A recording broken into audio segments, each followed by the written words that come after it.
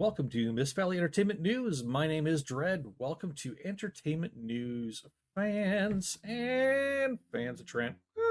Okay.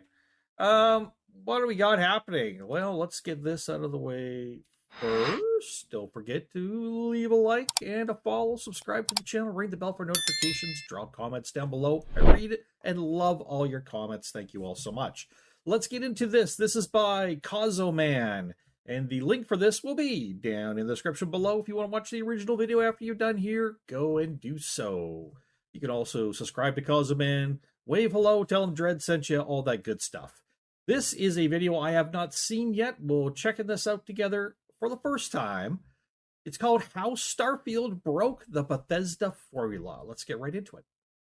Equivalent of finding out the Nigerian prince you've been sending your life savings to is wait. Did that start in the middle of a sentence? Starfield. The gaming equivalent of finding out the Nigerian prince you've been sending your life savings to is in fact Todd Howard, the final boss of scamming. To say lifelong Bethesda fans like myself were disappointed by Starfield is the understatement of the century. Despite some lifelong Bethesda fan disappointed by Starfield. Good to know. Good to we got that information now. That's good. From Bethesda fans like myself were disappointed by Starfield is the understatement of the century. Despite some discontent about the base game of Fallout 4, the level of negativity surrounding the release of Starfield is unprecedented for any mainline Bethesda game released in the last 2 decades. On a personal level, as a lifelong fan of Bethesda titles, I was eager to find out why Starfield imploded so completely upon takeoff. And so shortly after my first playthrough, I made a video on why Starfield as a package fails to deliver on the promise of its conception. But I felt that taking the broad brush approach this required prevented me from addressing the most glaring deficiency of the game, the pronouns. I love nothing more than to be dragged out! I'm joking. Chill. Calm down, don't get too freaked out. It's the quest design. Like any long-time Bethesda fan, I wasn't expecting Starfield to inaugurate a revolution in quest design and storytelling. Let's be honest, at this point, prioritizing everything over evolving their storytelling is more Bethesda than Todd Howard lying. It's an epic about hope, our shared humanity, and answering our greatest mystery. Really? Really? Oh my God, Todd. Todd. Oh, Todd. How do you even look at yourself in the mirror while you jerk yourself off, Todd? How do you do it? You must be disgusted.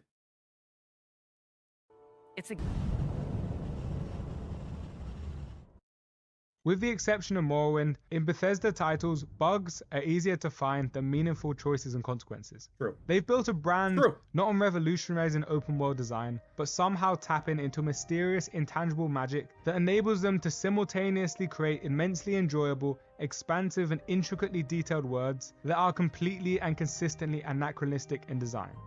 I think you mean worlds, not words, but sure. And because of this curious Bethesda magic, despite always releasing games with major flaws on paper, most of their titles have managed to retain a strange hold over gamers, including myself, to this day. We were more or less willing to accept slightly dated quest design and less than interesting narrative choices because we got so much in return. On a personal level, Skyrim drew me in so completely with its enthralling, almost meditative atmosphere and sheer wintry beauty that despite its many issues, I believe it still remains an all-time great, even in its base game form. All right, that's interesting to hear other people's takes. Where they, even in its base game form without anything added to it, still one of the all-time greats. And let's be honest. Whether or not you like Skyrim, or whether or not you've ever played it, you may be a newer, younger gamer who just never played it or whatever. Skyrim will go down as one of the greats of certainly of RPGs. Obviously, lately we've had Baldur's Gate 3, which will go down as one of the greats of RPGs as well. But Skyrim will always be in that conversation because it's Skyrim, and it did have that Bethesda magic that nobody can put their finger 11 on. Ew. Todd, get your finger 11 out of here. Starfield, on the other hand, was not just archaic, but downright boring. In my last video on Starfield, I explained by how subcontracting exploration to a bunch of menus and prioritizing scope above everything, Bethesda sapped their magic out of Starfield, leaving an empty husk that felt tedious to play. But I believe this focus on scope without substance had a much greater effect, and this is what this video will focus on. In removing all that was great about Bethesda games, Starfield unwittingly highlighted just how bad Bethesda storytelling and quest design is. Ouch. By taking something out of the game, we accidentally showed everybody behind the curtains the hideous creature that is the stuff that should be good in games, but we're really bad at.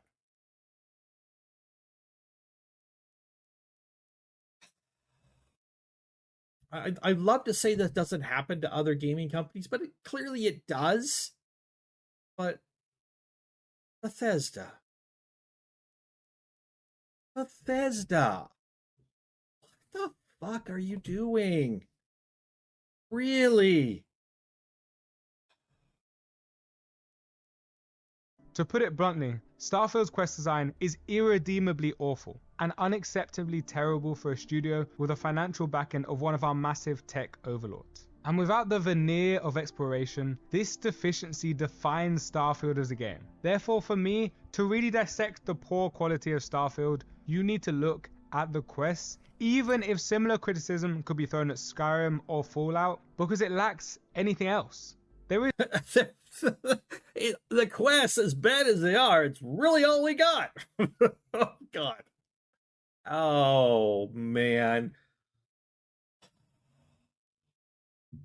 I'm going to have to cut Bethesda a check one of these days. Thank you for all the hours of enjoyment, for all the memes, for all the video clips, for all of the bugs, for all of the guffaws at your expense. Here's a check for $1.99. Well deserved. There is no exploration focus to highlight. There is no atmosphere. And I believe the simplest way to do this is by coming up with a recipe for good open world game design and comparing it to Starfield. In my opinion, great open world quests must achieve 4 things. Okay. They have to maintain the illusion of player freedom, fit in with the narrative of the player character, provide interesting choices and consequences that intertwine with the world, and perhaps above all else, be underpinned by stellar writing. Oof. Well, Bethesda's never been known for a good writing, ever. We all know that Bethesda can't write. The wooden conversations, terribly obvious quest lines. Terrible. If you've played Bethesda games and you played the modded, you know the only good lines and the only good quests are done by modders. It's true. Traditionally, Bethesda have been very good at 1, inconsistent with 2, and less than stellar with 3 and 4.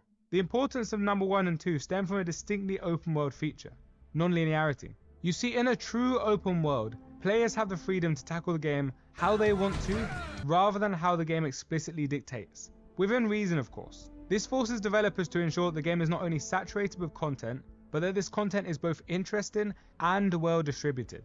In an ideal world, no matter how far the player ventures off the beaten path, they should not be punished for curiosity. Otherwise, the experience would become linear as a right way to play emerges, effectively rendering open world design pointless. Absolutely. Which is why I like an unleveled Skyrim. I know some people have a leveled Skyrim where everywhere you go, monsters and enemies are at a certain level that independent of you. I don't like that because that basically kind of forces you just to stick in certain areas, right? It's like an MMO style, right? You have different zones, and certain zones are made for you to be at certain levels. If you get into wrong zones, you get wiped. So they're encouraging you to stay in these levels, do these quests, do these things, go through this, level up, then move on, and never come back, right? I prefer a game where you can just go wherever you want. Everything's around your level. Does it make the game easy? Sure. And if you're a, God love you, if you're a button masher, if you are like an Elden Ring type player, if you want huge boss battles against terribly hard things, if you play Dark Souls, right? If you want to like die repeatedly over and over and over and over and over again until you get it right and the victory, yes, and then go on again, defeat something else and die over and over and over again while you're figuring it out. If those are the kind of games you like, play these. These are not it. Sorry. Is that a rant? I don't know if that was a rant. That was just pointing out the obvious, but Maintaining this ideal open world, however, is easier said than done, as it opens up a number of difficult challenges for developers when combined with other expectations. For one, it's very difficult to maintain strong character narrative storytelling without sacrificing this illusion of freedom. Complex narratives with intertwining story. Yeah, because the narrative of your character goes through the story and your character grows and changes with the story, right? That's why it's great when it's modded, because you don't have to be the character. I've played plenty of Skyrim without ever being the Dragonborn. I didn't have to follow that path, that linear path. I could just, explore the game world. That was great. Threads must have different outcomes and character interactions that take into account radically different choices one player may take from another. And these different scenarios must be conceptualized and developed by human beings who are limited by time and resources. And thus the possibilities of player choice cannot literally be limitless. At the same time, this illusion of limitless freedom is at the heart of open worlds, and without which the appeal of them falls flatter than the Twin Towers. So player choice cannot be restricted so much that it shatters this most fundamental illusion common to both open worlds and liberal democracy.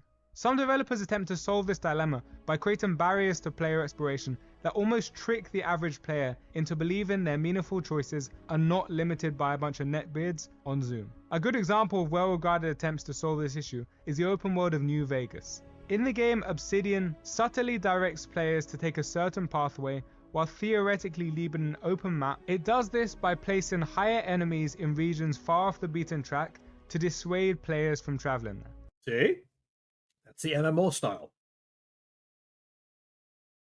CD Projekt Red in The Witcher 3 similarly maintains this illusion of freedom, but through a more crude mechanism: recommended level caps. Quests and regions the studio wanted the player to access at a later date are separated into tiers, and accordingly campaigns tend to operate on a more linear terrain without actually feeling like it. So you try to stay away from the really hard Ubisoft ones, right? Montreal, Obviously. and Ubisoft Toronto, and Ubisoft Milan, you get the point. Abandon the whole, making interesting content business, and tried instead to maintain the illusion of freedom by oversaturating their maps with boring, repetitive content, filling player inventories and maps with miscellaneous nonsense. However, apart from being the gaming equivalent of promising a reveal and then releasing a 5-minute long cinematic trailer, this approach also runs a tremendous risk of crashing into a second hurdle developers have to face: how to balance high stakes with the illusion of narrative realism. Let's be real, we gamers want everything. We want to feel as though our player is naturally drawn into side stories because of who they know, who they are, and where they are, and not because the developers have decided that we are the main character and therefore get to break all the rules of the Matrix. Motion capture, baby. For us to really appreciate content chained to predetermined laws we do not control, we must be able to suspend our disbelief and wholeheartedly embrace the simulation. At the same time, we want stakes and exciting narratives that completely break with the reality of our lives. You see, life is boring. Most people have routines that others would find extremely uninterested. That's true. We're so boring that even reality TV is fake. Therefore, to give us a reason to absorb hours of character dialogue and deal with what is often going to be going from A to B. Wait a second. Reality TV is fake? What? You guys know this? Without seppuku, developers have to subtly balance realism with creativity. Usually, this paradox is solved in two ways. The first is factions. Factions are useful at maintaining this illusion because they allow for gradual escalation of the player's role from low to high stakes. We are less likely to question our character playing a prominent role in high stakes factional conflicts if we've seen them go from a distrustive novice to a high-level member through our own graft. In Starfield, a good example of this would be the Ryujin Industries questline. You can buy to an extent that your character will be tasked with increasingly high stakes because you've seen their progression from a coffee runner to institutional player. The second way developers ensure quests feel as though they make sense for your character and the world in which they inhabit has much more to do with their background. For us to accept that in-game characters would trust us most often a stranger, with all these fun and exciting tasks with interesting twists and turns, not to mention often tremendous consequences, there has to be some reason as to why the character would either know people involved in these scenarios or would be trusted to carry out tasks. Otherwise, the illusion that our character exists in a coherent universe is broken. And so developers often give the player some sort of familiarity, ability, ailment, or chosen one fate that distinguishes them from others. The Witcher 3 is a perfect example of this type of storytelling done well. Geralt is an amazing protagonist because he not only has a well-established network of friends, enemies, and colleagues involved in an exciting high-stakes scenario, but has an obvious reason for strangers to trust him in all sorts of high-stakes activities. Right. Because he's a professional. As a Witcher in a world with a lot of monsters and very few slayers, he's a rare commodity. And not only do we know this as players, but it's obvious to NPCs. He literally carries his profession on his back, and thus giving NPCs a clear reason to assume that he is a Witcher. The 2 swords he openly carries and the medallion he drapes around his neck are universally recognizable features of the Witcher outfit that anyone from a peasant to a lord would be able to get. And so we can almost fool ourselves into believing that this random peasant who needs help was not placed in a made-up world for our benefit, but was desperate for help and saw potential for salvation in a burly monster slayer. Makes a lot of sense. The lack of, what can you call this, simulated realism is a major problem with Starfield. Outside of factions, our character is an unknown, a nobody. They have no references for any of their claims, no outfits or ID to signify their status, and so when random NPCs ask us to deliver something or look for someone, it feels very gamified and artificial, like Bethesda came up with the quest line before they figured out how it would fit into the world. But it's not enough to ensure that quests are subtly integrated within a cohesive world and character narrative if they're boring. And this is where the third fundamental ingredient for quality open quest design comes into play: interesting choices and consequences. As I referenced earlier with Ubisoft's approach, even the laziest and most parasitic studios manage to find enough content under the sofa to pack a modern AAA game with more baggage than Boogie 2988. The problem with this approach, however, is that open worlds are so large that without content attaching meaning to parts of the map or creating a reason for player exploration, either players will simply ignore the map, in which case this experience might as well be linear, or they will simply find traversing through it forgettable at best and an unnecessary slog at worst. This is how worlds can be created that simultaneously feel overwhelmingly full and shockingly shallow at the same time. So competent developers try to instead pack the map with interesting stories dynamically integrated into the world map. But often, this is not enough. You see, this approach also creates another major issue. It turns open world storytelling into incredibly disjointed experiences. One moment we're on a time-sensitive world-ending mission, next we're helping some woman find her cat. This disconnect between the stakes of the main and side quests can remove the impact of high-stakes storytelling or make side content feel like an unnecessary impediment. I think in a lot of games with good writing and interesting small throwaway characters you meet who have more than just a, hey, can you do this for me? They appear to have a life. And something has happened where they now need help to get back to that life. I think if it's well written and well designed and well done, I don't have a problem with going from high stakes main story to small side quests. Like a lot of the games I play do it very well, I think. To our character's narrative journey. Effective developers resolve this conflict by introducing interesting choices and stakes into side quests that weave into or complement the main narrative. CD Projekt Red are masters of this approach, and they have partly displayed their mastery in The Witcher 3 and even most recently in The Phantom Liberty. But all the narrative complexity and tenant-like interweaving storylines are nothing without the final ingredient of quality quest design, stellar writing. Yeah, that would As help. with most things in life, theories and concepts are nothing without execution. And with narrative-focused open-world storytelling, the execution is in the writing. A team of designers can concoct the most aesthetically pleasing and narratively interesting content possible, but without solid character writing and a coherent thematic tone, players will still feel as though something is missing. Your writers have to be able to, even if just briefly, put themselves into the shoes of the character they're writing, right? How would someone in this situation feel? What would be important to them to get across? That kind of thing. How do we make them again feel like they're a living character even beyond this quest they're going to give us? How do we show that? That's all very important. That's all part of the writing process. And don't get me on, oh, they can just add environmental storytelling. Most players won't get it. We need a narrative as well. Therefore, traditionally, this is the area developers of open world games have struggled with the most. You see, the more content you have, the harder it becomes to quality control. And MMOs, I mean, we all know what an MMO is like with most of their quests. I mean, they're pretty fucking terrible. A true MMO, I mean, it's just go fetch me this to get me this. Go over here, and then when you do this, defeat this. Defeat 4 of these and come back to here, and then I'll give you this. And you could use this to, it's just terrible writing. It's just the way MMOs are designed, unfortunately. If you don't know any MMOs that do great questing storylines and stuff, let me know what they are. It'd be interesting to hear from you guys.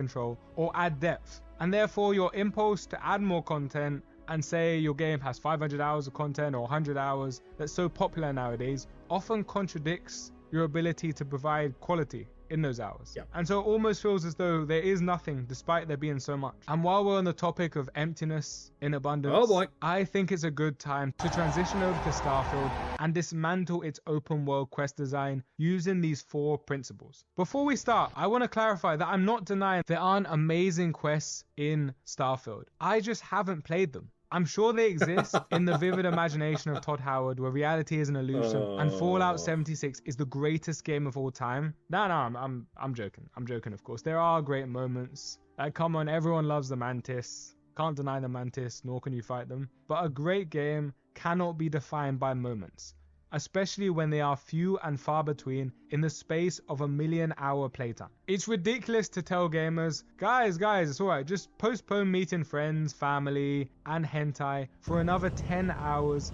And no quest, in my mind, most exemplifies Starfield's inconsistency and lack of depth than the Paradiso one. You know that one. The main quest in Paradiso, formerly titled First Contact, is a brilliant example of a quest that fails to meet all 4 conditions for a great open world quest. And before I go into that, I have to say I'm going to go into some spoilers, so if you haven't played through the game, log off now, you've been warned. Anyway, back to First Contact. It starts in the way many Starfield adventures do, a strange signal, which in this world devoid of actual exploration is the Bethesda equivalent of a random Ubisoft quest marker. And so we, intrigued by the promise of loot or a fascinating extraterrestrial adventure, our character, not yet driven to the depths of cynicism by the black heart of Todd Howard, decides to follow this signal and is greeted by humans. But plot twist, they're space Amish. Not only are our new friends unconnected to any existing space society, they represent a unique relic of the initial post-Earth exploration era. You see, instead of colonizing a nearby planet, the ancestors of this colony ship decided to set a direct course to a habitable planet that would take generations to reach with existing tech. However, because technology advanced far beyond the pace at which they conceived, others had already settled first and founded a corporate holiday spot known as Paradiso. Now, in and of itself, I don't have any real problems with this premise. Navigating the interests of the Paradiso Corporation and the colonists could have set up interesting moral conflicts with high stakes, interesting choices, and consequences. Interesting. It sounds like something that would have been written into the Outer Worlds. It's very interesting. In fact, it sounds a lot like the Outer Worlds, actually. Wow. Did they just steal that entire thing from the Outer Worlds? It's like the plot of the Outer Worlds as a quest in Starfield. Huh. That's interesting.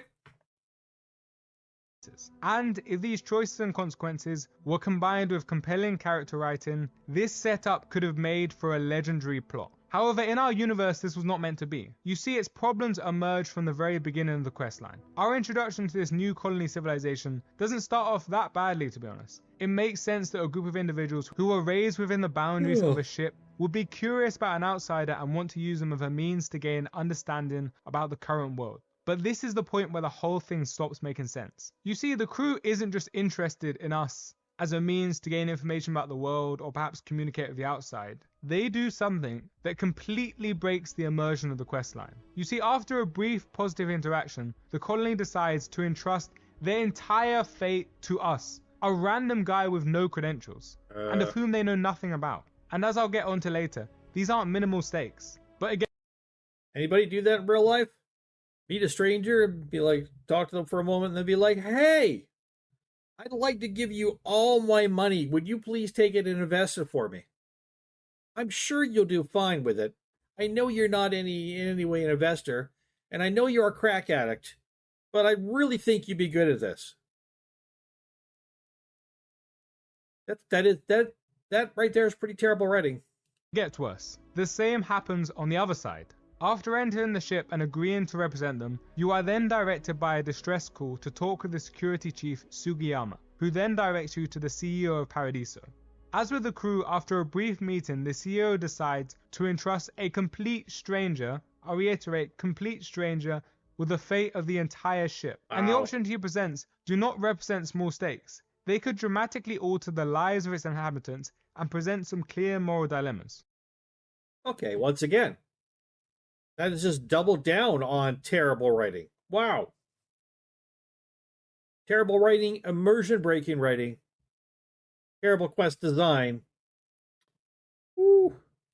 You can either blow up the ship and collect a small reward of 6,500 credits in exchange, convince the colonists to settle, but as indentured servants to their corporate overlords, or provide them with the means to leave at the cost of either 25,000 or 40,000 credits, depending on your persuasion skill. At this point, I'm sure you guys are thinking, this doesn't seem like the worst set of choices and consequences. Like, come on, it's a video game. Maybe you should just ignore the absurdity of your character deciding this tremendous conflict and enjoy it. But there's one problem with that line of thinking. There are no interesting choices and consequences that both make sense for our player narrative and reward different playthroughs. You see, there might be 3 different alternatives, but only one ever makes any sense. The evil option seemingly misses the point of crime because it doesn't pay. Not only is the player forced into a tedious and long mission to internally rig the ship for destruction, unless you're just the completely rewards evil for doing so are so minimal they might as well be non-existent. 6,500 credits will not buy you anything of value in Starfield, and this is a game where in every creche and enemy hideout, credits are abundant, or weapons to sell for them. At least in Fallout 3, the little extra credits the nuclear option provided in Megaton were a little help, whereas in Starfield, it's tremendously evil, but seemingly reaps no payoff. The same applies to the less evil but still evil option. In this pathway, you have to convince the colonists to become indentured servants. Sounds alright, but for me, the way the plot unveils produces possibly the most absurd ending. At least so this is what people, when people have played Starfield and say there's no real choices, this is what they mean. I'm understanding now. There's really only one logical choice to make. And people have said this, and now now he's actually laying this out and showing this. It makes sense. You're not meant to pick either of the other two. They obviously they realize you can. It's not going to crash your game probably if you do, but it's not going to make any sense for you. So it's illusion of choice. I've seen this thrown around. Illusion of choice in Starfield. Here's your illusion of choice. 2 choices you're not going to make. If you're thinking, what would my character do? You're not going to make either of those other 2 choices. And they knew this. So they could say freedom of choice all they want, but they're kind of not being truthful at all, are they? Interesting.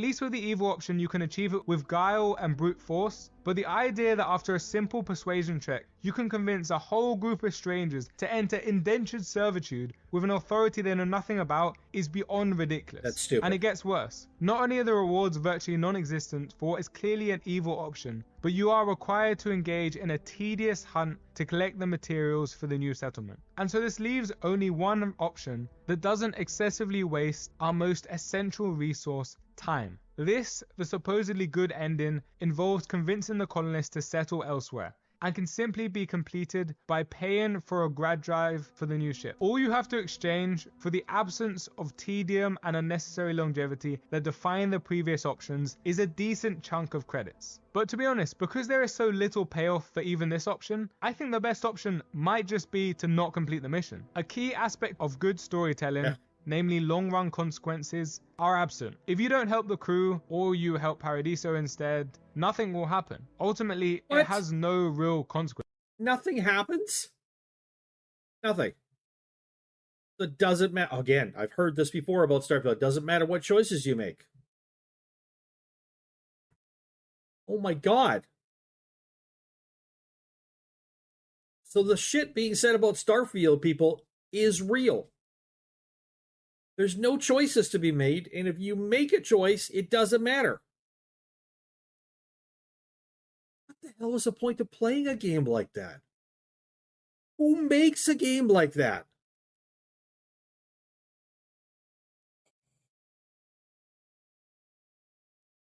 This game and this company still astound me. Still. This is the honest reaction. I am flabbergasted. Somebody needs to take all the Bethesda people, line them up in a row, and smack them all on the head with something really heavy. Because this is ridiculous. This is beyond lazy and terrible. This makes lazy and terrible seem like Game of the Year stuff. This is so bad. Oh, this is actually making me angry that they are this bad.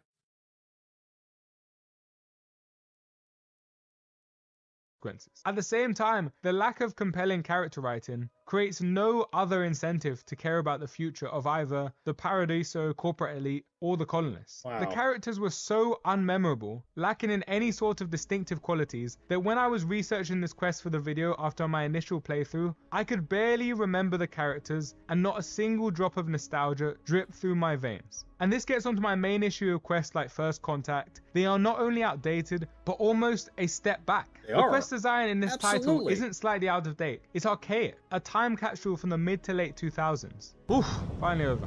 Like and subscribe if you enjoyed the video. If you don't, send me your hate. I feed on negativity. Starfield, the game and Okay. equivalent of finding out the Nigerian prince you've been sending your life savings to is in fact Todd Howard. Yep. That's me subscribing to Cosimo. Cosimo, this was an excellent video. Thank you so much. For those of us who have not played this terrible fucking game, thank you for breaking down the quests and showing what they're actually like.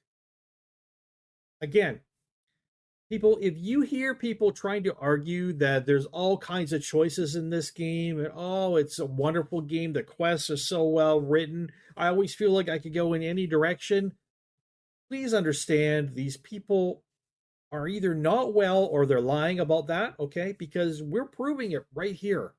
It's not so. It's not reality.